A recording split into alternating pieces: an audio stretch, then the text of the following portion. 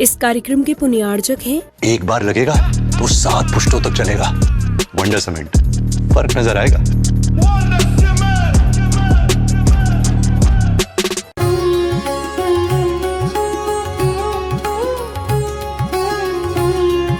पूज्य गुरुदेव मुनिवर श्री सुधा सागर जी महाराज। जय श्री ओम नमः सिद्धेभ्यः। जय श्री ओम नमः सिद्धेभ्यः। जय श्री ओम नमः सिद्धेभ्यः। सर्वमंगल मांगल्यं सर्वकल्याणकारकं प्रधानं सर्वधर्माणां जैनं जयतु शासनं। जैनं जयतु शासनं। जैनं जयतु शासनं।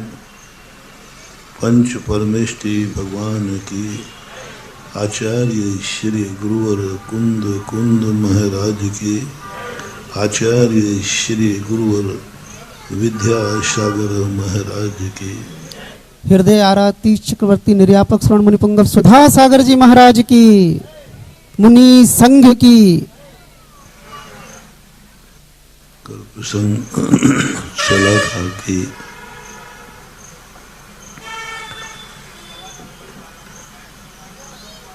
मैं सर्वरूप हूँ। इससे अनेक प्रकार की स्थितियां बिगड़ जाएंगी। एक विचारधारा ऐसी चलती है कि मैं सर्वरूप हूँ। एक सोच है, आनंद उसमें आता है, क्षमता उसमें आती है, भेदभाव से रहित हो जाती है और सभी के प्रति ऐसा भाव आता है जैसे अपने शरीर में कोई भी वेदना होती है, पैरों में चोट लगती है, पूरे शरीर को, पूरी आत्मा उसे अपनी चोट मानती है। तो सारी दुनिया को मैं रूप में मानना कि मैं ही सर्वव्यापी हूँ, इससे सबसे बड़ा दोष आता है कि सभी व्यक्ति एक समान कार्य नहीं करते, भिन्न भिन्न कार्य करते। एक व्यक्ति पाप कर रहा है, एक पुण्य कर रहा है। यदि मैं ही रूप हूँ तो मैं ही पापी हुआ, मैं ही पुण्यात्मा हुआ। एक डाकू है, एक साधु है, तो मैं ही डाकू हुआ, मैं ही साधु हुआ। फिर पवित्र आत्मा कौन है? क्योंकि संसार में एक समान कोई कार्य हो ही नहीं सकता। प्रत्येक वस्तु नाना प्रकार के कार्य करती है। फिर मैं कौन हूँ? यदि मैं ही सर्वव्यापी हूँ तो फिर डाकू भी मैं ही हूँ और साधु भी मैं ही हूँ। तो कितना अंतर हो जाएगा। लोग मुझे डाकू मान के व्यवहार करेंगे या साधु मानकर। मैं ही माँ हूँ और मैं ही पत्नी हूँ, कल बताया था। तो तुम कौन सा व्यवहार करोगे? मैं ही अमृत हूँ, मैं ही शराब हूँ, फिर क्या मान के करोगे? दुनिया में जितने भेद हैं वे सब एक में घटित हो जाएंगे और एक रूपता बनने से हमारा स्वरूप बिगड़ जाएगा। हमारे शरीर को ही हम एक नहीं कर पा रहे हैं,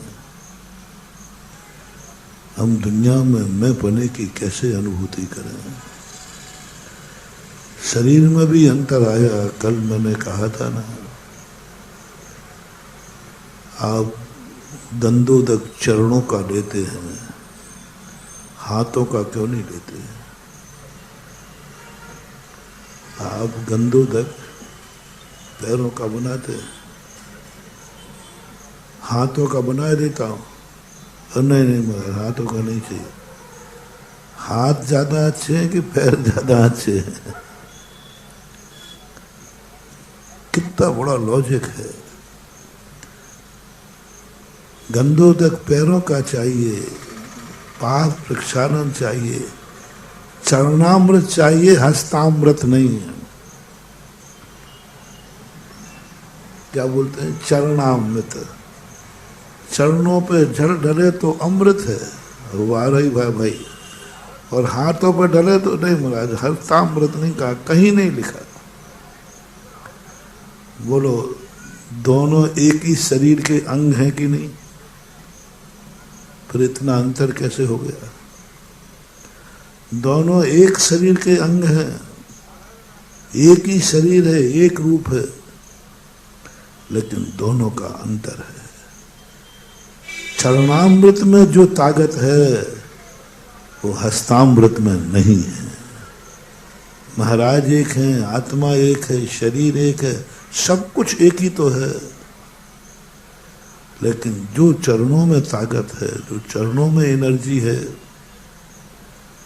जो उससे तुम्हारे पर्पस दूर होते हैं, एक सागर के समान भी हस्तों का अमृत मिले तो तुम्हारे काम का नहीं, और साधु के चरणों का एक बूंद भी मिल जाए तो तुम कहते जन्म जन्म हम तर जाए। तो आपकी दृष्टि से मैंने कल पूछा भी था, भूमिका में ले रहा हूं, आपकी दृष्टि से चरण अच्छे हैं और हाथ ठीक नहीं है। चलो यही माने लेते हैं, अब बदलना मत। आपने कहा नहीं बोला, मैं चरण चाहिए, चरण का गंदोदक उनमें ताकत है, हाथों का नहीं। चलो ठीक है, आप जो कहोगे भाई। अब तुमने आशीर्वाद लेना है, चरणों से दूं के हाथ से? बदल गए ना, देखो तुम्हारा कोई भरोसा नहीं भाई। देखो अब नहीं महाराज, नहीं हाथ से नहीं। देखो महाराज जी, हम आपके भगत हैं, आप हमें आशीर्वाद दीजिए ना। तो आपने कहा ना पैर, तो मैंने पैर पे दे दिया। नहीं, कभी कोई नहीं कहते गुरु का मेरे ऊपर बरद हस्त है, बरद पैर है, ये नहीं कहा जाता। बरद पैर है ये नहीं कहा था, बरद हाथ है ये कहा जाता। आशीर्वाद में हाथ में ताकत है और चरणामृत में चरणों में ताकत है। दोनों की ताकत भिन्न है। साधु एक है कि दो? एक।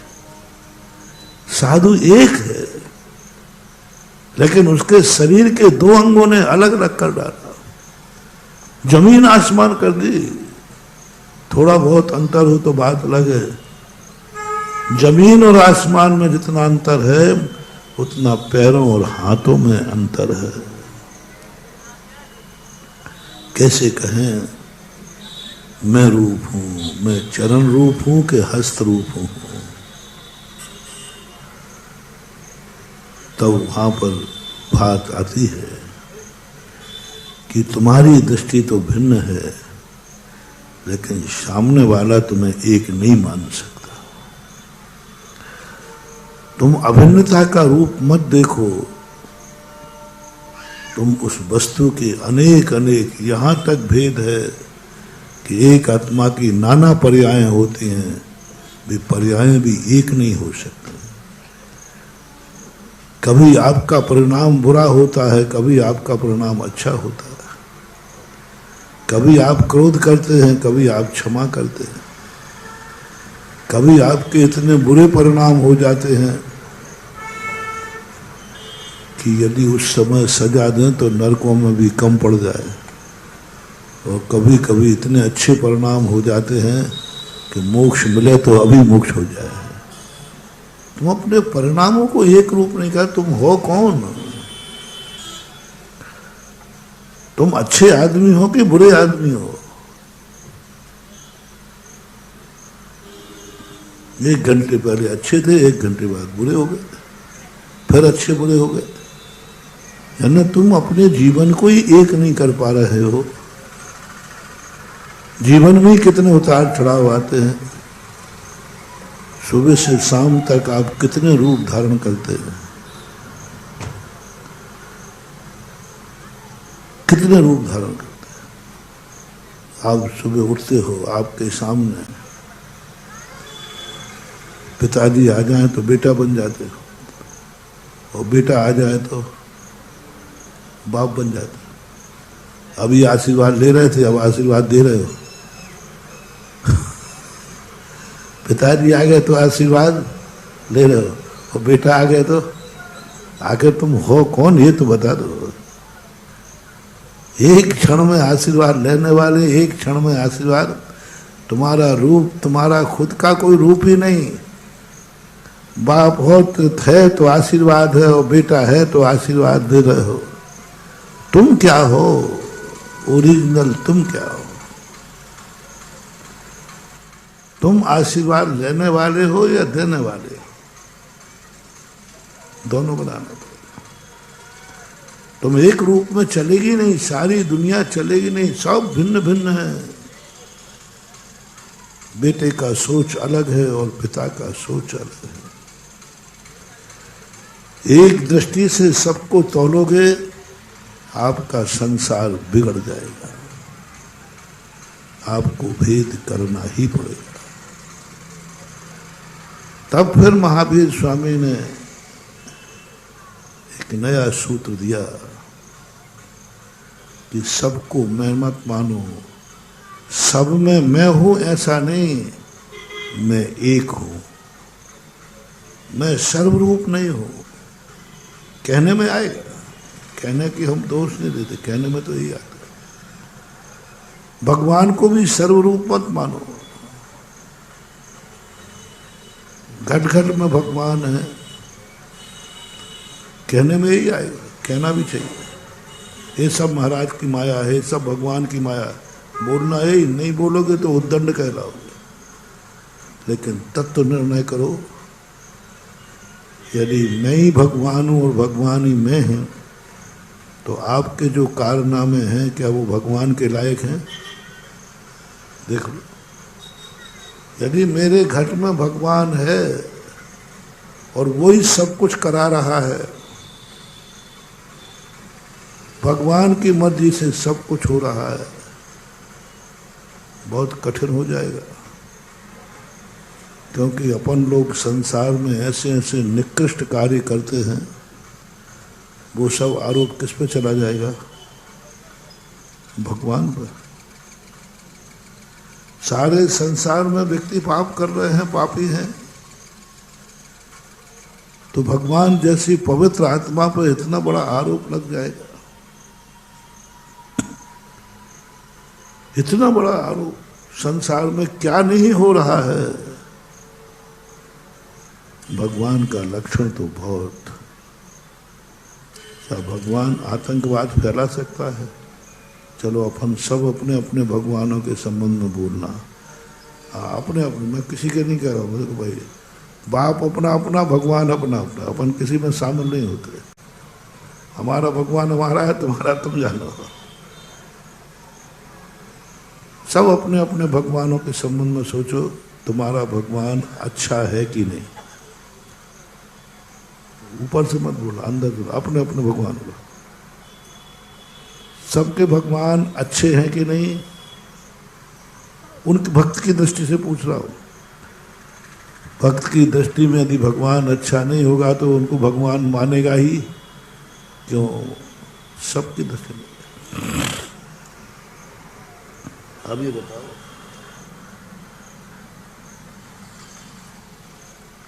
आतंकवाद अच्छा है कि बुरा? जल्दी बोलो। बुरा है। किसने किया है? क्या तुम लोग कई बार अपन लोग इनके सब भगवान की माया है, भगवान से मिलेंगे, भगवान सब आपकी माया है। बोले तुम समझा इनको, मैं क्या करूं? मैंने कहा ये लोग कह रहे हैं सब जो कुछ भी है सब भगवान की माया है, सब भगवान करता धरता है, सब कुछ वही है। मैंने कहा भगवान आतंकवाद भी आपके नाम पे आ रहा है। तो बोले तू भी मान रहा है क्या? नहीं, मैंने कि मैं नहीं मान रहा हूँ, सारी दुनिया कह रही, मैं तो आपको सूचना दे रहा हूँ कि आपको ओहो कहाँ करुणा निधान, कृपा निधान, वो जगत को दुखी देख ही नहीं सकते, वो आतंकवाद कैसे फैला सकते हैं? उनके तो मन में भी भाव नहीं आएगा। डाकू हैं, पापी हैं, शराबी हैं, जुआरी, क्या क्या दुनिया में नहीं हो रहा है। भ्रष्टाचार हो रहा है, कौन करा रहा है? लगाओ भगवान के नाम खाते जानो, अपन तो शुद्ध हैं, अपन कुछ नहीं करना, अपन तो कुछ नहीं करते धरते, सब भगवान कर रहा है। भ्रष्टाचार किया भगवान ने किया, किसी का मर्डर किया तो बोलते जाओ फंसेगी, अपन तो कुछ नहीं करते। और उसी समय हम बताते, एक झापड़ ला के देंगे हम तुम्हारे पास, हर महाराज ये क्या, सब ऊपर वाले की माया है, मैं क्या कर सकता हूं। जेब काट रहा है कौन कटवा रहा है? ऊपर वाला। बहुत अनर्थ हो जाएगा। ये दो चीजों पर अपन को विचार करना है। मैं आपके कथन को नहीं बदलूंगा, मैं आपकी श्रद्धा को बदलूंगा। कथन में तो यही कहना, सब प्रभु की माया है, सब गुरु की कृपा है, सब कुछ सब जगह वही उनका ही सब, एक कहना जरूर कहना। लेकिन थोड़ा ध्यान रखना, मैंने एक बार उदाहरण दिया था कि दो बच्चे पास हुए, एक बच्चा फेल हो गया, एक पास हुआ, दोनों एक क्लास में पढ़ते थे। एक बहुत अच्छे नंबर लाया, घर जाके पूछता है, बोले भाई क्या बात है, इतने अच्छे नंबर तुम कैसे लाए? बोले सब मेरे पिता की कृपा है, सब गुरु की कृपा है, भगवान की कृपा है। अपने नाम पर ले नहीं रहा, वो कह रहा सब पिताजी की कृपा है, हमारे पिताजी का आशीर्वाद है। पेपर वाले थे, न्यूज वाले थे, वो पिताजी के पास पहुंच गए, आपने ऐसे पिताजी बेटे को क्या पढ़ाया, क्या किया जो आपका बेटा स्कूल में टॉप आया? पिताजी कहते मुझे तो यही पता नहीं है कौन सी क्लास में पढ़ रहा है। अब सत्य क्या है? बहुत सरल उदाहरण है। सत्य क्या है, पिताजी या बेटा? पिताजी कहते मुझे पता ही नहीं कि वो पढ़ता कब है, कौन सी क्लास पढ़ रहा है, मैं क्या जानूं उसकी किताब को, मैं तो अंगूठा छाप हूं। अंगूठा छाप बाप का बेटा कलेक्टर बन सकता है कि नहीं? किसने पढ़ाया? वो कह रहा बाप ने पढ़ा। बाप कहता मैं पढ़ के ही नहीं जानता। और बेटा कहता है सब पिताजी की कृपा देन है उनकी, ये उसकी सभ्यता है, महानता है, श्रद्धा है। पिता को जो जितना बहुमान देगा यही अच्छे लड़के का। पिताजी ने कुछ नहीं किया फिर भी पिताजी का कहना यही सच्चे बेटे का लक्षण है। सच्चे बेटे का लक्षण यही है। बहुत भारी पुण्यवंत होगा, बहुत अच्छा आदमी है, कब कुछ नहीं किया कहता है सब। ऐसे ही अपन को भी कहना, अपने जीवन में जब भी कोई अच्छा काम हो बोलो सब भगवान की कृपा है। फिर हम भगवान से पूछेंगे तो भगवान तो यही कहेगा मुझे तो यही पता नहीं है गुनाह कहाँ है। नहीं, गुनाह का एक व्यक्ति कह रहा था सब मेरे अंदर जो कुछ भी है सब भगवान आपकी कृपा है। तो भगवान यही कहेंगे ना मुझे कोई गुनाह पता है ना गुनाह का भक्त पता है, मुझे कुछ पता नहीं है, मैं तो अपने आत्मा में स्वरूप में लीन हूँ। सत्य क्या है, भक्त या भगवान? भक्त कहता है सारी कृपा प्रभु की है, और भगवान कहता है मुझे कोई लेना देना नहीं है, मुझे क्या दुनिया में क्या करता रहूंगा। ये भक्त की महानता है, यही भक्ति है। मानवाओ, पुण्य का बंध सत्य से नहीं होता, पुण्य का बंध सभ्यता से होता है। सत्यवान व्यक्ति पुण्य बंध नहीं करता, वो तो पुण्य और पाप से ऊपर उठ जाता है। और संसार में जीने के लिए पुण्य चाहिए, और पुण्य सत्य से कभी सत्यवान को पुण्यबंध नहीं होता, कभी नहीं होता। सत्यवान पुण्यबंध नहीं कर सकता, सत्यवान संसार में नहीं जी सकता। सत्यवान तो संसार छोड़ करके सीधा मोक्ष में चला जाता है। उसे ना न्याय से मतलब, ना अन्याय से मतलब, ना धर्म से मतलब। अधर्म, वो तो सत्य से ऊपर उठ गया। लेकिन आपको संसार जीना है, आप परिवार है आपका, आप संकटों से भयभीत हैं, आपके जीवन में परेशानियां हैं, आपके चेहरे पर आंसू भी आ सकता है और मुस्कान भी आ सकती है। तुम अकेले नहीं जी सकते, तुम सत्य के बल पर नहीं जी पाओगे। सत्यवान व्यक्ति कभी संकट को टालता नहीं है। यदि आप सत्यवान हैं तो अपनी खुद की परीक्षा करना। क्या आप दुखों से डर लग रहा है? मुझे कोई डर नहीं, दुख आ जाए तो आ जाए, सुख आ जाए तो आ जाए, मुझे कोई डर नहीं है।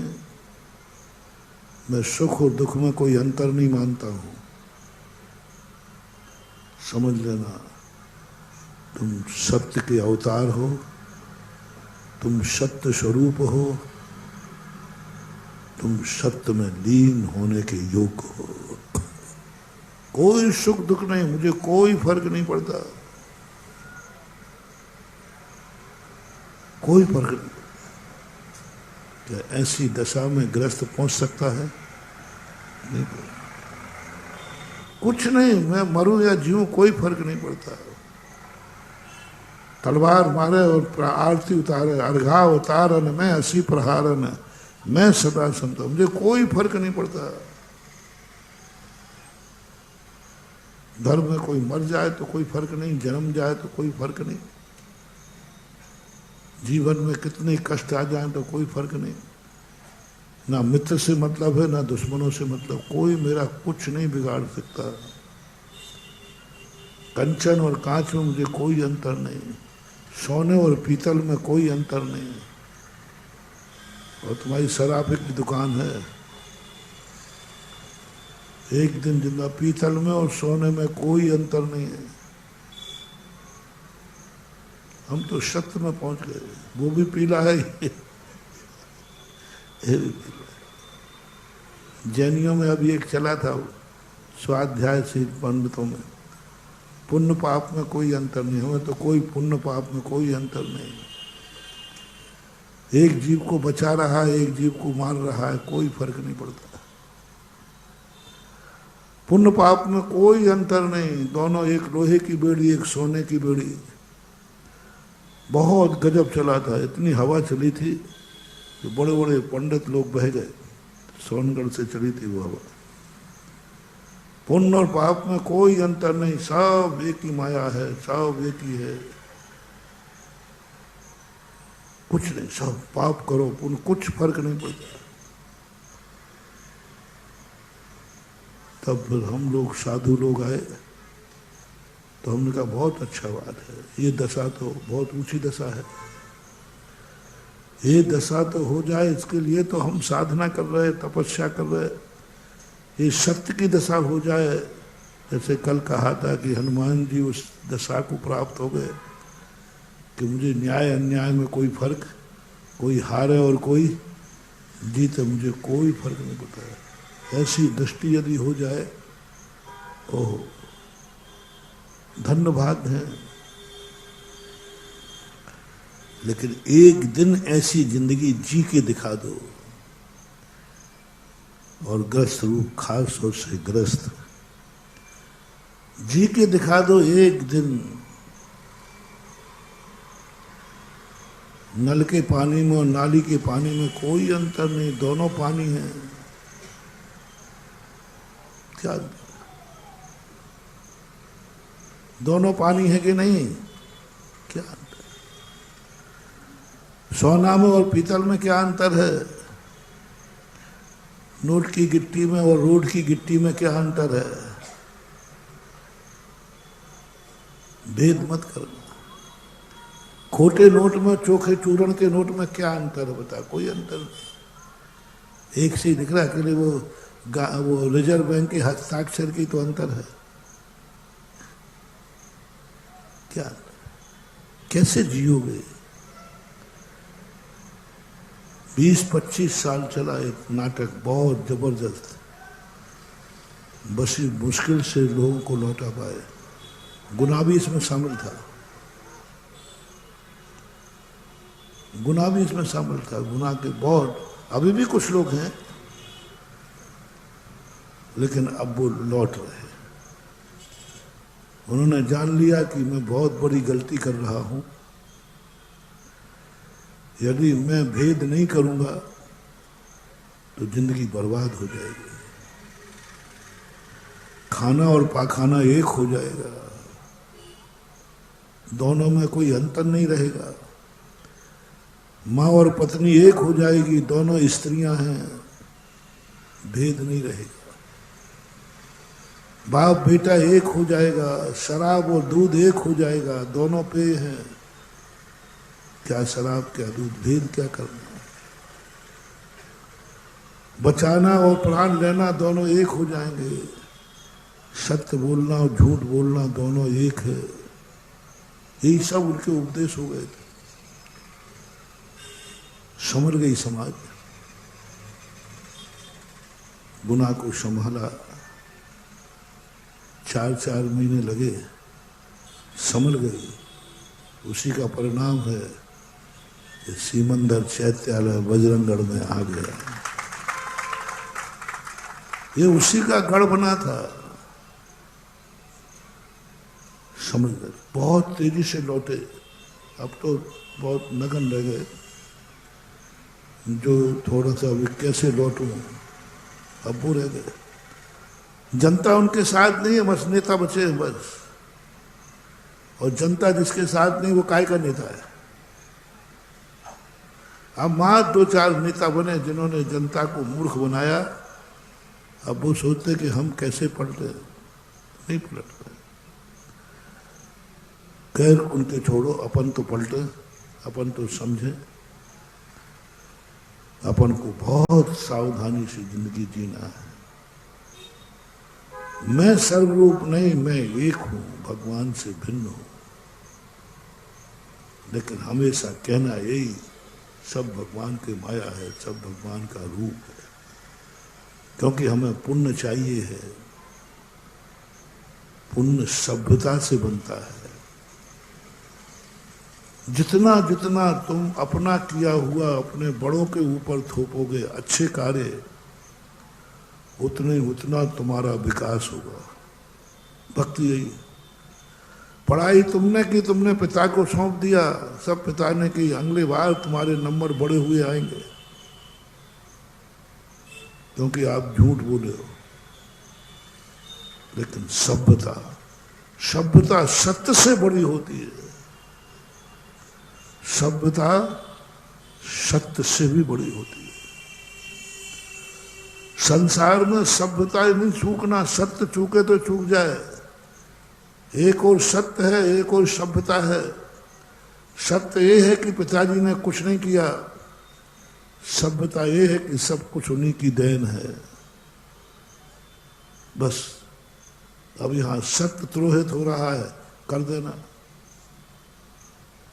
सत्य त्रोहित हो तो हो जाने देना, सभ्यता को नहीं छोड़ना। यदि तुम संसार में जीना चाहते हो, पुण्य कमाना चाहते हो, तो जैसे तुमने ये कहा ब्रह्मांड की सारी शक्तियां तुझे आकाश में उठा लेंगी, तेरा यश बढ़ेगा, तेरी जय जयकार होगी। ओ क्या बालक है, धन्य है। पढ़ाई स्वयं ने की है 18 घंटे, और श्रेय किसको दे रहा है? बस ये तुम्हारी ये कला सीख लेना। अपने किए हुए का श्रेय अपने खाते में कभी मत लेना। दूसरों के खाते में तुम जितना डालोगे उतना ही तुम्हारा बैंक बैलेंस बढ़ेगा। तुम अपना किसके खाते डाल रहे हो? पिताजी खाते। और बैंक बैलेंस किसका आएगा? ये ऑटोमेटिक कनेक्शन है, ऑनलाइन। पिता के खाते डाल दो, सब कुछ नहीं आएगा तुम्हारे खाते लौट कर, बनेगा बैंक बैलेंस बढ़ेगा। तुम अपना रुचो। कल एक प्रश्न आया था ना, कहा था जिज्ञासा, बोले महाराज जी सब कुछ आपके कारण होता है, आप ही करते हो, और जब आपसे पूछते तो सब कहते हैं तो भक्तों की माया है, भक्तों के कारण हो रहा है, भक्तों के पुण्य से हो रहा है। प्रवचन आप कर रहे हो और कहते नहीं हम तो भक्तों के पुण्य से बोल रहे हैं। सब भक्तों की माया है, सब भक्तों का समर्पण है। आप कभी अपने खाते में लेते ही नहीं, मैं नहीं लूंगा। यही तो हमारा विकासवाद का सूत्र है। मैं करूं और भक्तों के खाते छोड़ दूं, इससे मेरा पद घटेगा नहीं, मेरा पद और बढ़ेगा। ये बढ़ने का तरीका है। मैंने किया अहंकार है। मैंने कुछ नहीं किया, सब आप लोगों का पुण्य है। यही हमारा सबसे बड़ा विकास है। अकिंचित कर बन जाओ। मैंने कुछ नहीं किया, मैं क्या कर सकता? विष्णु कुमार महाराज से कहा आपने 700 मुनियों को बचाया। बोले नहीं मैंने कुछ नहीं बचाया, मैंने कोई उपकार नहीं किया, बल्कि 700 मुनियों का उपकार है कि मुझे सेवा करने का मौका मिला। ओह क्या बात है। 700 मुनियों को मौत के घाट से बचाया, मरने से बचाया। सब कह रहे हैं कि विष्णु कुमार महाराज ने महाराजों को बचा लिया। महाराज खुद कह रहे हैं। विष्णु कुमार कहते हैं नहीं, आप लोग गलत बोल रहे हो। आप लोगों ने मुझे ये सेवा करने का मौका दिया, या मैं आपका आभारी हूं। भर गया भंडार। 700 मुनियों को बचाने के बाद कह रहे हैं कि नहीं मुझे ये सेवा करने का मौका मिला, हम आपके आभारी हैं, इसमें पुण्य बचा। महाराज को बचाने का कोई पुण्य नहीं है। तुमने जो बचाया है इसका श्रेय किसको देना चाहते हो? एक बार सुनाया था ना कि तुम लोग मंदिर में जाते हो, भगवान मेरी बदौलत है भगवान को अभिषेक हो जाता है, मेरी बदौलत है कि गुनाह में महाराज लोगों को बोल दो जो मुनि भक्त होते ना कट्टर, ये इनकी सबकी दुर्गतियां होना है। किन मुनि भक्तों की? सबकी नहीं कह रहा हूं। जो कहते हैं मेरी बदौलत है कि महाराज को कहीं गुनाह में आगवानी हो जाती है, मैं ही सारे मुनियों को मैं ही संभालता हूँ। महाराज जी मैं नहीं संभालूं तो यहाँ कोई मुनि महाराज को लेने तक नहीं जावे, मुनि महाराज के कमंडल में कोई पानी नहीं देवे, मुनि महाराज को कोई बिहारी नहीं कहे मेरी बदौलत है। जो ऐसे गुनाह में लोग हैं इनकी दुर्गति निश्चित है, निश्चित है।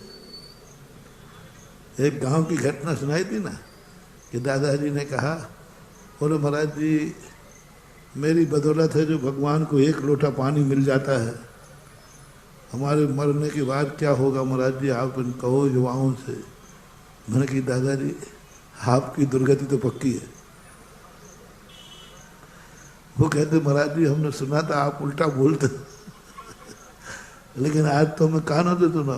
अभी तक जितने महाराज आए सबने आशीर्वाद दिया, हाँ भैया करते रहना, बहुत अच्छा है, तेरी बदौलत भगवान को एक लोटा पानी मिल जाएगा।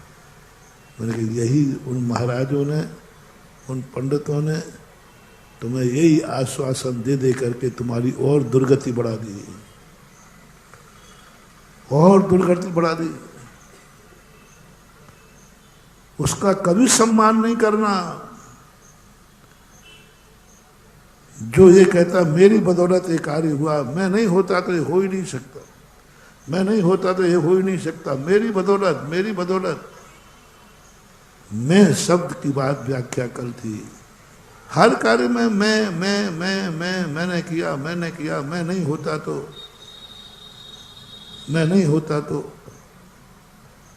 इनका कभी सम्मान मत करना, इनकी कभी प्रशंसा नहीं करना, उसकी दुर्गति हो जाएगी तुम्हारी प्रशंसा से। कभी भूलकर, बेटा भी हो, चाहे परिवार का हो, चाहे समाज का हो, चाहे महाराज हो, चाहे भगवान हो, कोई शब्द ये कहे मैंने किया, मैंने किया, मैंने किया, मैंने किया, मैंने किया, मैंने किया, बहुत खतरनाक है।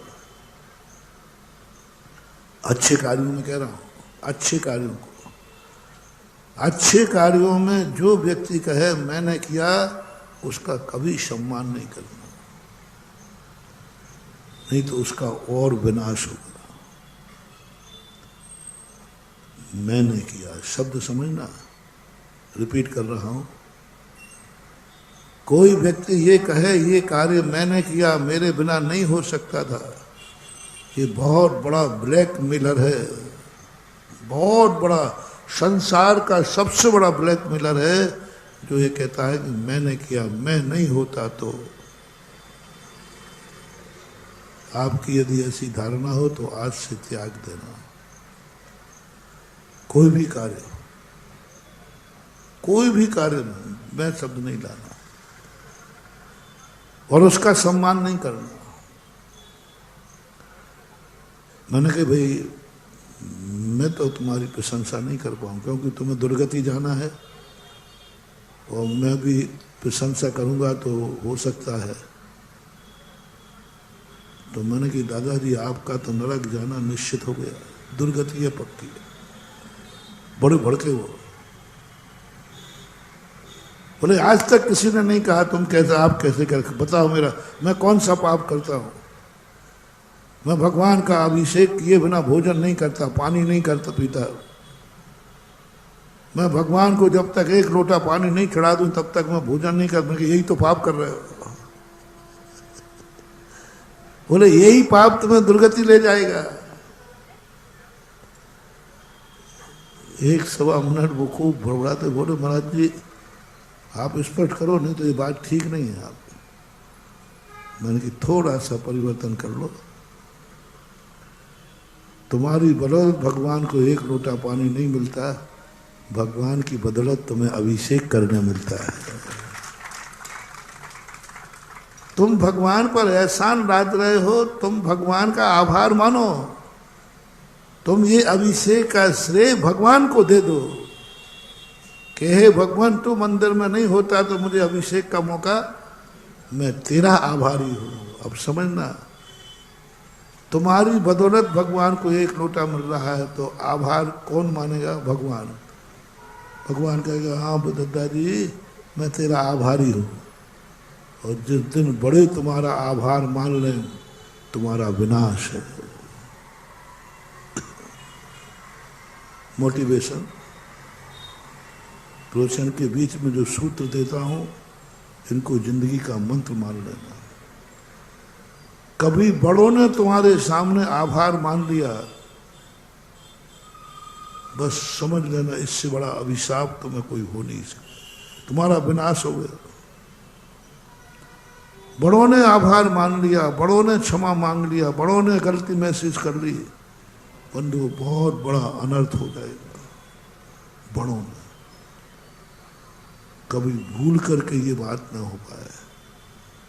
बाप बेटे का आभार मान ले, बेटे का नाश है। गुरु शिष्य का आभार मान ले, शिष्य का नाश है। धर्मी अधर्मी का आभार मान रहे, नाश है। आभार नहीं मानने देना बड़ों को। और जो बड़े आभार माने तुरंत कह देना आप मेरे बड़े नहीं हैं, पूर्व जन्म के दुश्मन हैं जो मेरा नाश करना चाहते हैं। बोलो कैसा रहेगा? अपन सब भगवान की भक्ति करते हैं कि नहीं? बोलो, सब कोई ना कोई मंदिर में जाता है और तुम भक्ति करने के बाद भगवान कहे, हे भैया मैं तेरा आभारी हूं कि तुम मुझे भगवान अभिषेक करने आ रहा है, कैसा लगेगा? भगवान आभार मान रहे हैं? नहीं,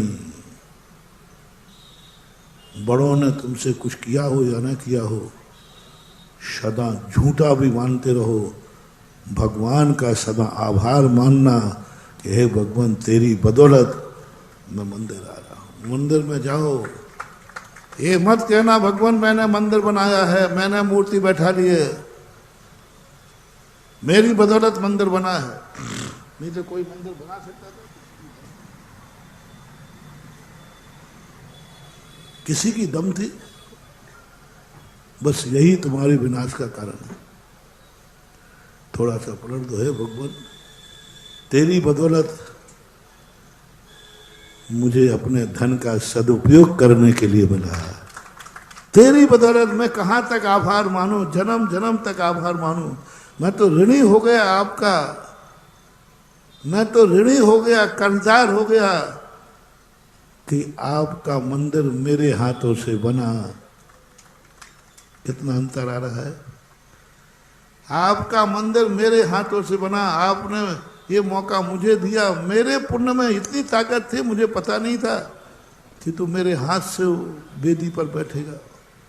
बस जितना ज्यादा अपन अकिंचित कर मानेंगे और आभार भगवान का मानेंगे, बस उतनी ही ऊंचाइयां हमें मिलेंगी। और उसी में पतन है। मैं भगवान बताओ, बोली बोली थी आपकी, कोई ना कुछ ने बोली बोली, मेरी बदौलत है कि आप बैठ गए यहां। देखो वो अंकित बोली बोल बोल करके थक गया, करा कोई नहीं बढ़ा, वो तो मैं था इसलिए।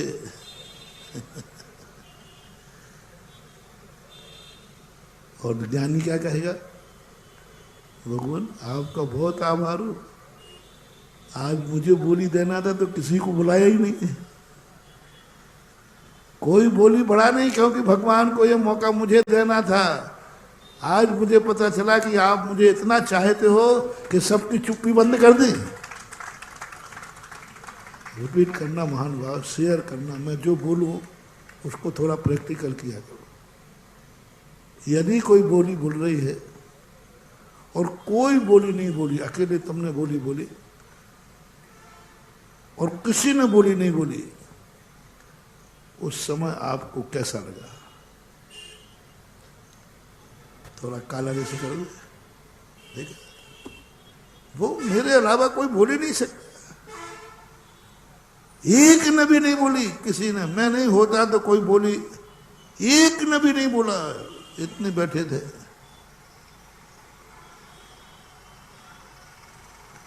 वो तो महाराज जी की भी हंसी उड़ जाती, वो तो मैं था इसलिए।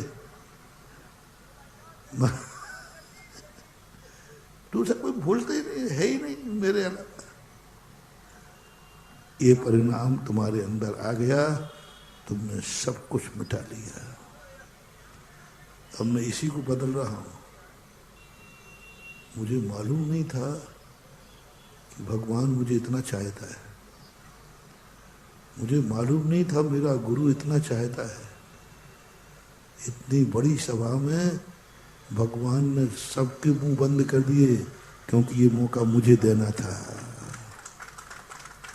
क्योंकि वो जानते थे कि यदि दूसरा बोली बढ़ गया तो मेरे भक्त की ताकत नहीं है, मेरे भक्त की बेचारा कर नहीं पाएगा। अभी हाल कोई बोली बढ़ा देगा तो इसकी कुवत तो इतनी है नहीं, इन्हें इसलिए भगवान पता चला कि कहीं मेरे हाथ से बोली न निकल जाए, इसलिए इन सब बड़े बड़े सेठों को तूने कंजूस बना दिया, एक नहीं बोला। और तुम कहो भगवान आज पता चला कि आप मुझे कितना चाहते हैं, मैं तेरा आभारी हूं, जाओ भंडारे भर जाएंगे। तूने मुझे मेरे योग में समझा, एक को नहीं बोलने दिया, सबको चुप कर दिया और एक से एक बैठे थे। ऐसा परिणाम तुम्हें आना चाहिए, ऐसा परिणाम तुम्हारे अंदर आना चाहिए कि ये सब मेरे पुण्य की बलिहारी है। भगवान मुझे इतना चाहते हैं कि भगवान ने कहा नहीं बेटा, बोली तो तू ही लेगा, पर खुली बोली है, बोले चिंता मत कर, मैं सबको चुप्पी सदवा दूंगा। ऐसी माया फेंकी कि आज कोई बोली किसी ने बढ़ाई नहीं। क्या तुम आभार मानने को तैयार हो या अहंकार करने को तैयार हो? 90% तो बोलो ना, 90% तो अहंकार आएगा, 10% लोग मानेंगे आभार कि भगवान आपकी कृपा हो गई। निमित्त हमसे उपकार न माने, आभार न माने, हम निमित्त के उपकारी हैं। कम से कम ये मौका मुझे मिला, मंदिर बनाने का मौका मुझे मिला, मूर्ति बैठाने का मौका मुझे मिला, आज अभिषेक करने का मौका मुझे मिला। सब चीज में ऋणी होते जाओ, बस ऋण से दबते जाओ, जितने दब सको ये ऋण लेना शुरू करो, ये ऋण लेना शुरू करो। 24 घंटे ऋण ही ऋण। जब भी तुम्हें अच्छा कार्य करने मिले, लो महाराज ने को नमोस्तु किया, आशीर्वाद दिया, आप ऋणी हो गए। ऋण कर्जा लो। जितने बार महाराज आशीर्वाद दे, महाराज आपने आशीर्वाद दिया, हम आपके ऋणी हो गए, हम आपके आभारी हो गए। मंदिर गए, भगवान के ऋणी हो जाओ। शास्त्र पढ़ो, शास्त्र के ऋणी हो जाओ। हे जिनवाणी माँ, मैं तेरा ऋणी हूं, यदि तू नहीं होती तो मुझे ज्ञान कहां से मिलता। हे जिनवाणी, मेरी बदौलत है तुझे कोई पढ़ रहा है, नहीं तो कोई पढ़े भी नहीं। अहंकार हो गया। तेरी बदौलत है जो आज मैं ज्ञानी हूं, मैं तेरा ऋणी हो गया। बड़ों का जितना तुम ऋणी होते जाओगे, उतने ही ज्यादा तुम संसार के ऋण से उरण होते जाओगे। जितने ऋणी हो जाओ, जितना आभार मान सको, कुछ नहीं। और उन्होंने कुछ किया नहीं है, सब तुमने किया।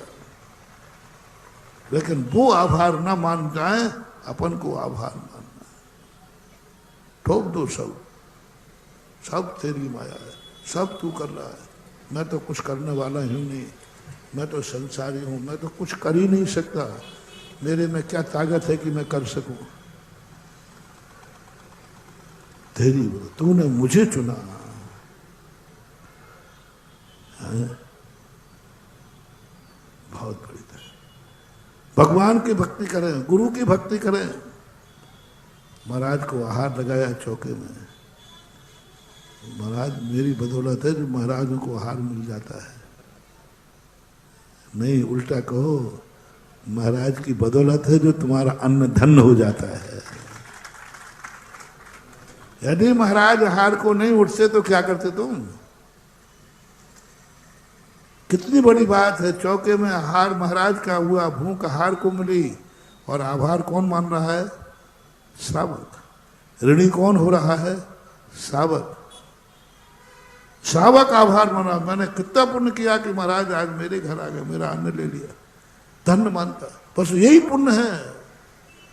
पाप क्या है, पुण्य क्या है, लोग समझ नहीं पा रहे। अच्छे कार्य में पुण्य लगता हो ऐसी बात नहीं है। अच्छा कार्य करने के बाद तुम ये श्रेय किसको दे रहे हो? ये है पुण्य और पाप। अच्छे कार्य करने से पुण्य लग जाए तो बुरे आदमी भी अच्छे कार्य करते। रावण ने भी कोई बुरे कार्य नहीं किया, वो भी भगवान की भक्ति करता था, लेकिन श्रेय भगवान को नहीं देकर स्वयं लेता था। अपन लोग भी सब कुछ करते हैं, बस श्रेय में मर जाते हैं। मेरा श्रेय, मेरा महाराज ने आभार माना। एक घटना आती है हरिवंश पुराण में, पूज्य वर्जन सेन स्वामी महाराज ने लिखा। द्वारका के अंदर एक दिन मुनिराज आए। मुनिराज अस्वस्थ थे। साधु अपनी बीमारी बताता नहीं, हमेशा साधु एक मामले में झूठ बोलता है। महाराज कैसे हो? क्या कहता साधु? ठीक है। इस बात पे कभी साधु का विश्वास मत कर लेना, नहीं तो साधु खो दोगे। मैं बताता हूँ, साधु सबसे ज्यादा झूठ बोलता है अपने संबंध में। कभी आप पूछना 106 डिग्री बुखार है और पूछना महाराज जी कैसे हो? ठीक हो? उनकी बातों पर विश्वास मत करना, हाथ लगा के देख लेना। मैं कह तो रहा हूं ठीक हो, नहीं महाराज आपकी बातों पर विश्वास नहीं है। हाथ लगा के देखोगे तब पता चलेगा महाराज शरीर आग बरसा रहा, शरीर जल रहा है और आप कह रहे ठीक हो। हाँ, आपने पूछा आप ठीक हो तो मैं तो ठीक हूं, अब शरीर गड़बड़ है तो मैं क्या करूंगा? मैं तो ठीक हूं। वो बच जाए, हम साधु खो देंगे। साधु की तकलीफ के संबंध में कभी साधु से नहीं पूछना। साधु कभी अपनी तकलीफ बखान नहीं करता। 90% वो छुपाने का भाव करता है। यही बोले नहीं मैं तो ठीक हूं, मैं तो बहुत अच्छा हूं, बढ़िया हूं, कभी विश्वास नहीं करना। ऐसे वो महाराज जी थे, बीमार थे, बुखार था।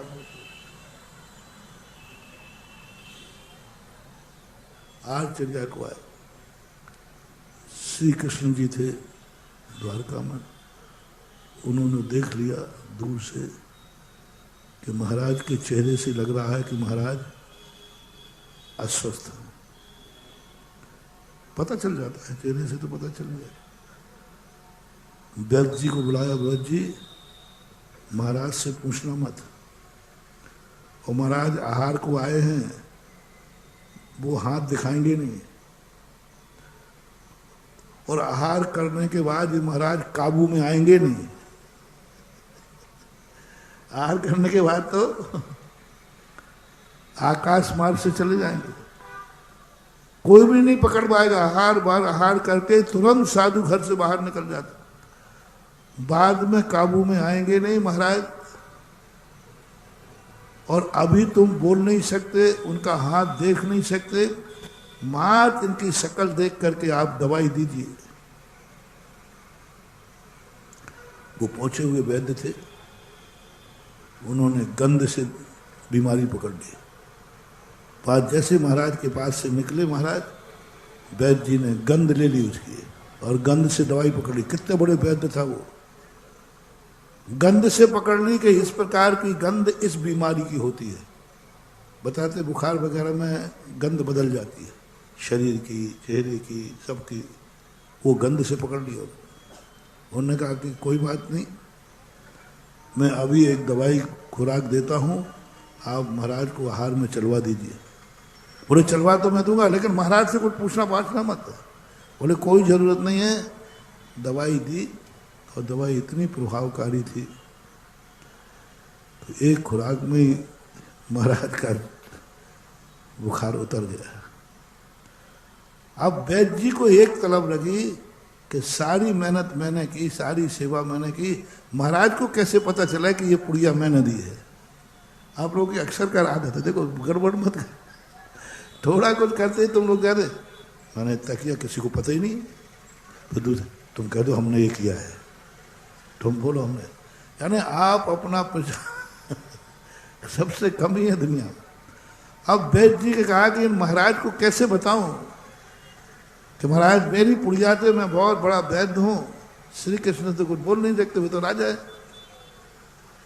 और महाराज को, अब वो महाराज के आहार के बाद आगे पीछे वैद्य, महाराज जी मैं वैद्य हूं, मैं वैद्य हूं, मैंने ही आपको दवाई दी, आप स्वस्थ हो गए। होता है।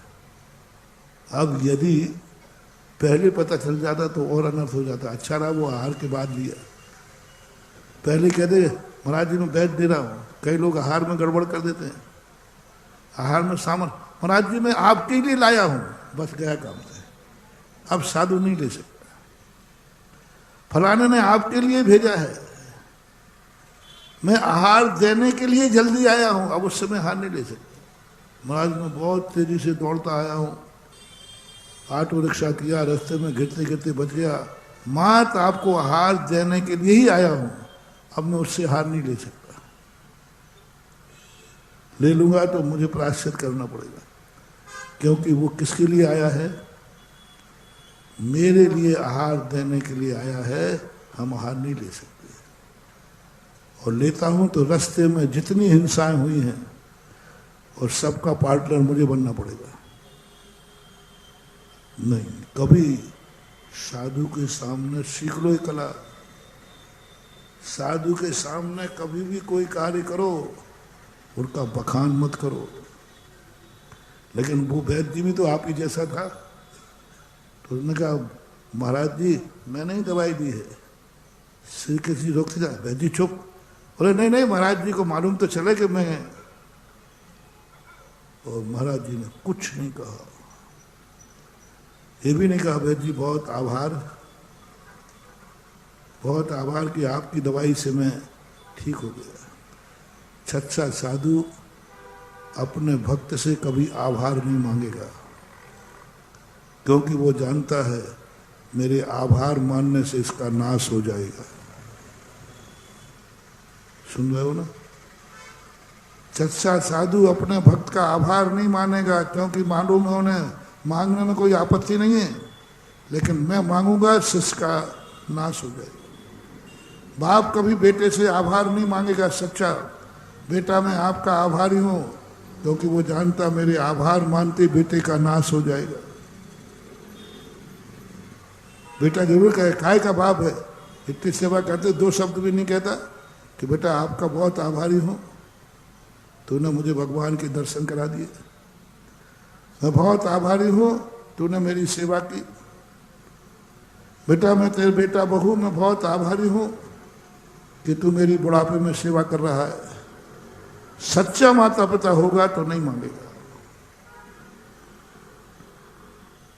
क्योंकि वो जानते हैं कि इसमें इसका नाश हो जाएगा।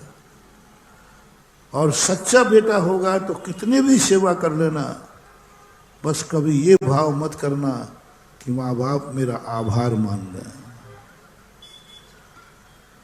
इतनी सेवा करते, माँ जी कुछ कभी दो शब्दों का आभार मानती नहीं। कई बहुएं आती हैं, कई लड़के आते हैं, महाराज जी हम 3-4 भाई हैं, सारी सेवा मैं करता हूँ।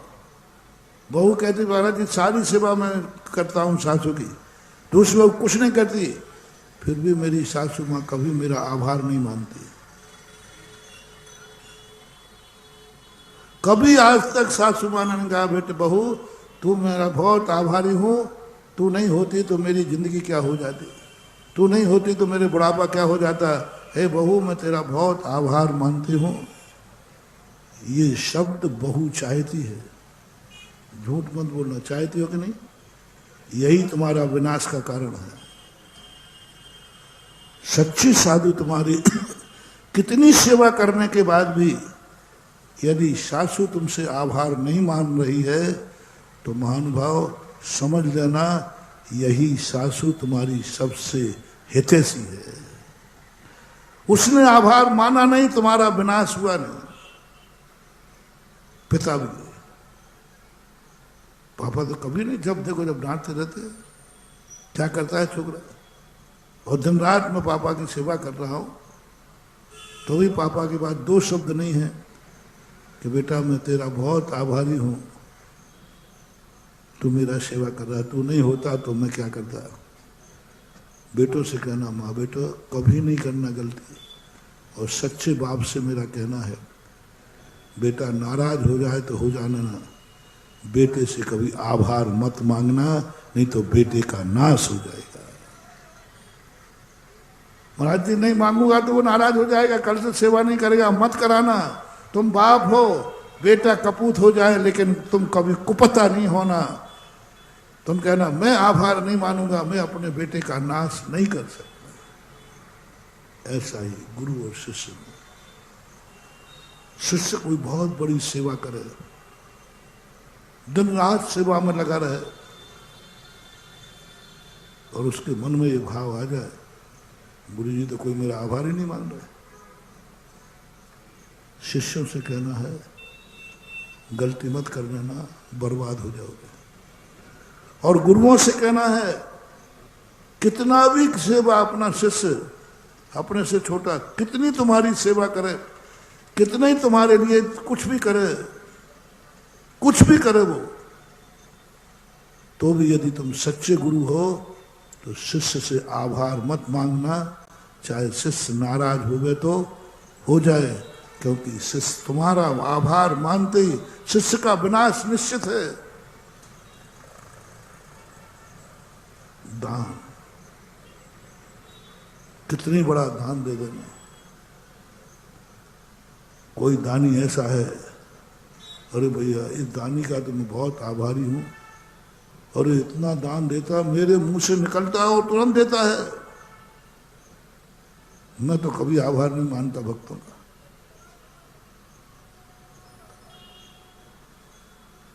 लोगों ने कहा महाराज जी जितना दान आपके यहां देता हूं,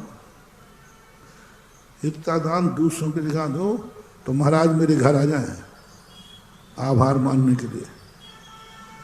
और बहुत आभार माने, बहुत आभार, धन्य है धन्य है। और मेरे आचार्य जी तो और ज्यादा कलाकार थे, कितने कुछ बोल दो वो कभी ना उसकी प्रशंसा करेंगे ना उसको कुछ करेंगे, कुछ नहीं करेंगे। अपन समझते हैं कि ये गुरु का लक्षण ठीक नहीं है। महानुभाव, यही सच्चे गुरु का लक्षण है कि वो अपना आभार नहीं मानते।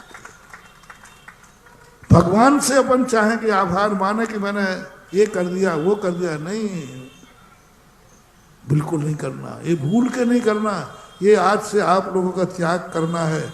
अपनों से पूज्य पुरुष के प्रति कितना भी करना, उनसे कभी आभार की नौबत मत आने देना। और आभार माने तो समझ लेना ये पूर्व भाव के बैरी हैं जो हमारा नाश कर रहे हैं। अब उल्टा आइए, थोड़ा पलटी खाएं, थोड़ा पलटी खाएं। उल्टा तुम आभार मानो, उल्टा तुम आभार मानो कि माँ बाप की बदौलत, माँ बाप की सेवा करने का मुझे मौका मिला, मैं माँ बाप का आभारी हूँ। मैं सासू की सेवा कर रही हूँ, मैं आभारी हूँ कि मुझे सेवा करने का मौका मिला। मैं माँ बाप का आभारी हूँ कि देखो मेरे कर्म कितने पुण्यवान हैं। 4 भाई और हैं, लेकिन मेरे पुण्य ने उन 4 माइयों की बत्ती भ्रष्ट कर दी कि वो मम्मी पापा को पूछते भी नहीं हैं। उनकी मति भ्रष्ट कर दी क्योंकि ये श्रेय कर्म को मुझे देना था। जैसे अभी बोली में कहा ना, किसी को बोली नहीं बढ़ने दी क्योंकि भगवान कहते थे नहीं आज बेटा फलाना भक्ति पे बोले अभिषेक करेगा। ऐसे ही देखो 4 भाइयों के लिए सबको ऐसे बुरे बना दिए कि वो पूछते भी नहीं है, क्योंकि मेरा पुण्य था, ये आभार मुझे मिलना था।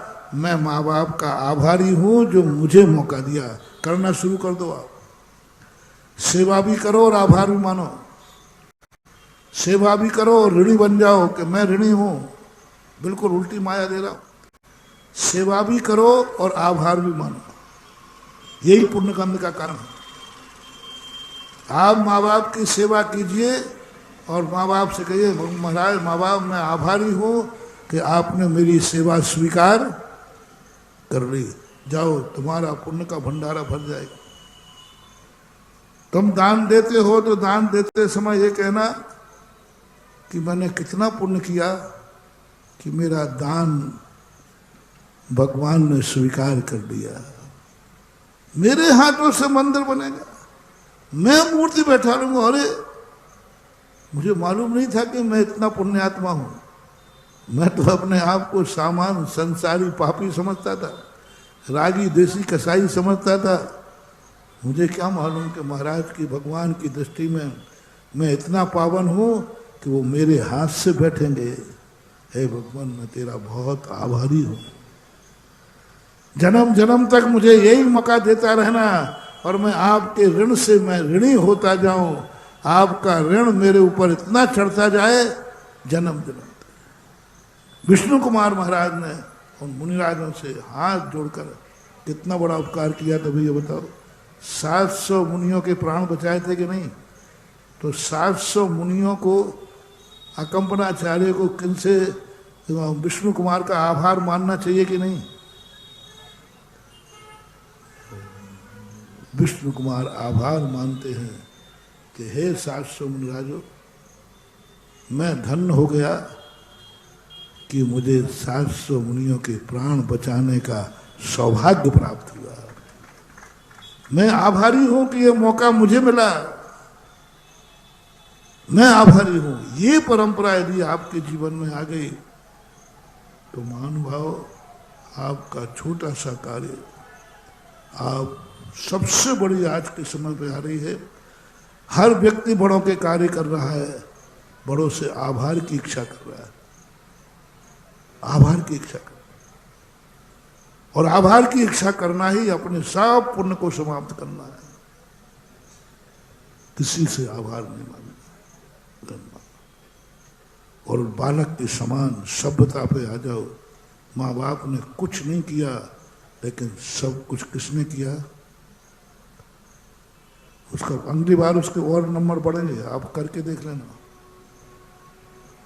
आप हर कार्य का श्रेय अपनों से बड़ों को देना शुरू करो, जो हमारे भारत की परंपरा है। जिस बात को मैंने कहा है, तुम्हारे जीवन में जो कुछ भी अच्छा हो उसका श्रेय किसको देना चाहते हो? बस अपने आप को लेना चाहते हो? मैंने किया, श्रेय सत्य यही है, तुमने किया। मोटिवेशन, बहुत बड़ा मोटिवेशन दे रहा हूं।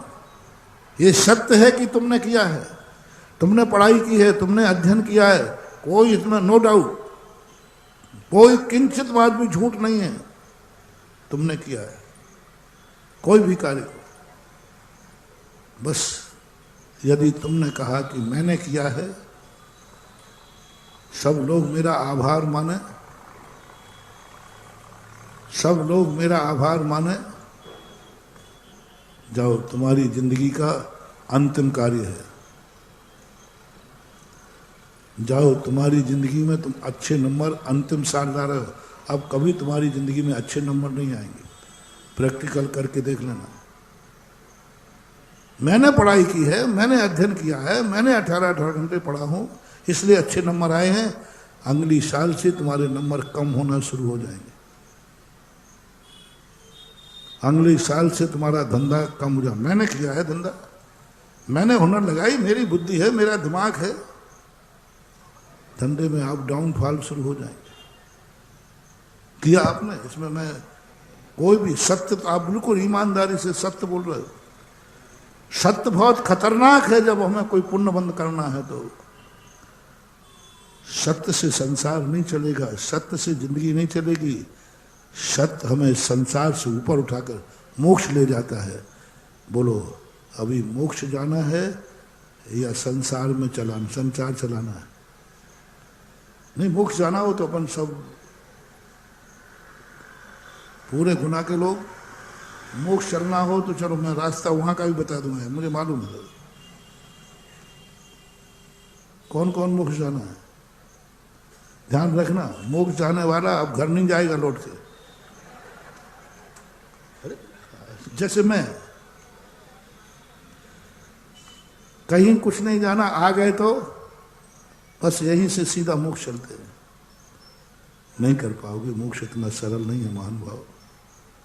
बहुत उलझने हैं, बहुत मोह है, बहुत कुछ कार्य तुम ये कह के आए हो। बस अभी आया महाराज के प्रवचन के बाद। कुछ लोग तो सब्जी वाले के यहाँ डोलची रख के आए होंगे। कुछ गलत नहीं हो रहा हो सकता है कि नहीं? सब्जी के यहाँ फल वाले के डोलची रख के लाया हो कि भाई जब तक रखना मैं महाराज का, प्रवचन सुन के आता हूं, भगवान का दर्शन करके आता हूं, वो डोलची का क्या होगा? तुम मोक्ष जा रहे होगे और फिर बाद में डोलची तो वहां छोड़ आया। तो फिर बेटा जितने देर में तुम्हें याद आएगी ना वहीं से गिरोगे। इसलिए नहीं, पहले संसार संभालो, संसार संभालो। जिसका संसार अच्छा नहीं उसको मोक्ष जाने का अधिकार नहीं है। पहले अच्छा संभालो। कल बहुत बड़ी बात कही थी महानुभाव, तुम अच्छे हो या नहीं हम नहीं पूछेंगे। बहुत बड़ी बात थी महानुभाव, बहुत बड़ी बात। माइंड करने वालों ने माइंड किया होगा, तुम्हारा देश कैसा है, तुम कैसे हो ये नहीं पूछ रहा हूं, तुम कैसे हो ये नहीं पूछ रहा हूं, तुम्हारा देश कैसा है, बोलो जल्दी। महान है कि नहीं? तुम कैसे हो मैं नहीं पूछ रहा हूं, तुम्हारा देश कैसा है। बस देश को मत बिगड़ने देना। वो कार्य तुम्हें नहीं करना है जिससे देश बिगड़ जाए। तुम बिगड़ो तो 100 बार बिगड़ो, मैं संभाल लूंगा। मोटिवेशन, तुम कितने भी बिगड़ जाना, चिंता मत करना। बस एक बात ध्यान रखना, तुम वो कार्य मत करना जिससे देश बिगड़ जाए, देश बिगड़ जाए। बस एक ही बात, मेरा कुछ भी हो जाए मैं देश को नहीं बिगड़ने दूंगा, मेरा देश महान है। तुम कितनी बिगड़ जाना, तुम ऐसा कोई कार्य मत करना जिससे जाति बिगड़ जाए, जाति बदनाम हो जाए। ऐसा कोई कार्य मत करना देश बदनाम हो जाए, देश को घाटा हो जाए, देश को नुकसान हो जाए। देश के साथ बेईमानी मत करना। बस दुनिया से तुम्हें जो बेईमानी करना हो करना, मैं देश के साथ बेईमानी नहीं करूंगा, मैं देश के साथ अपराध नहीं करूंगा। एक दिन हमने कहा था, एक नियम ले लो, मैं अपने मां के द्वारा बनाए हुए जेल में नहीं जाऊंगा। बोलो, जेल दुश्मनों को बनाया जाता है कि बेटों को? बोलो ना, दुश्मनों को बनाया जाता है। भारत माता तुम्हारी कौन है? भारत तुम्हारी माता है। और क्या हो रहा है? माता के बनाए हुए जेल में मां का बेटा है। इससे बड़ा पापी और क्या हो? जाओ, ये माता के तुम्हें 100 अभिशाप लगेंगे, तुम्हें कभी महान देश नहीं मिलेगा, क्योंकि तुमने उस देश में अपराध किया है, उस देश को कलंकित किया है। तुम खुद मां की जेल में बंद हुए हो। जेल बनाए जाते हैं दुश्मनों के लिए, लेकिन जेल में बेटे बंद हो रहे। बस कोई अपराध करते समय इतना ध्यान रख लेना, किसी विदेश के जेल में बंद हो जाओ तो कोई चिंता मत करना, लेकिन ऐसा कोई अपराध मत करना कि अपने भारत माता की जेल में तुम बंद हो जाओ। वो तुम्हारी जिंदगी का सबसे निकट होगा। तुम जिस जाति पर गर्व करते हो उस जाति को बदनाम मत होने देना। तुम्हें जो करना हो करो, बस इतने सोच लेना मेरी जाति महान है। तुम्हारा कुल कैसा है? बोलो, तुम्हारा कुल कैसा? आप अपना कुल बोलो। कुल कुल अच्छे हैं। बस तुम कैसे हो मैं नहीं पूछ रहा हूं, तुम्हारा देश कैसा है, तुम्हारी जाति कैसी है, तुम्हारा कुल कैसा है। तुम कैसे हो मैं नहीं पूछ रहा हूं, तुम्हारे बाप कैसे हैं, तुमसे नहीं पूछ रहा हूं। तुम पियक्कड़ हो कि खियक्कड़ हो तुम जानो। ओहो, बहुत बड़ा मोटिवेशन। तुम क्या करते हो हमें इससे मतलब नहीं, तुम्हारा बाप कैसा है, तुम्हारे मम्मी पापा कैसे हैं। आजकल स्कूलों में उल्टा इंटरव्यू होने लगा। एडमिशन बच्चे का होना और इंटरव्यू होता मम्मी पापा का। मुझे एक पता चला जब से मैं प्रवचन की शैली बदल दी मैंने। क्योंकि जब बोले कि महाराज जी मेरे बच्चे का एडमिशन हुआ, बोले क्यों? बोले मैं फेल हो गया। माँ बाप का इंटरव्यू लेते हैं तब बच्चे को लेते हैं, जिनके माँ बाप मूर्ख है उनके बच्चे क्या ज्ञानी बनेंगे, ये निर्णय हो गया। इसलिए मैंने भी इंटरव्यू बदल दिया, तुम कैसे हो मुझे कोई मतलब नहीं, तुम्हारा बाप कैसा है। सभी लोगों की आवाज आना चाहिए, अच्छा या बुरा।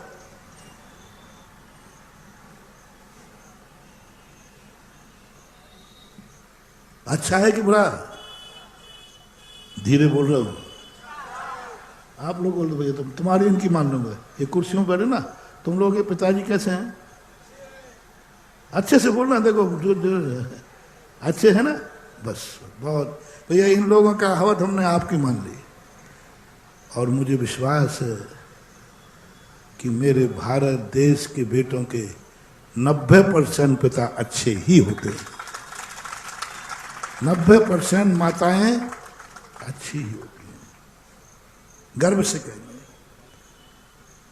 बस और कुछ नहीं कहूंगा, तुम्हें जो करना बेटा खूब करना, मैं बचा लूंगा।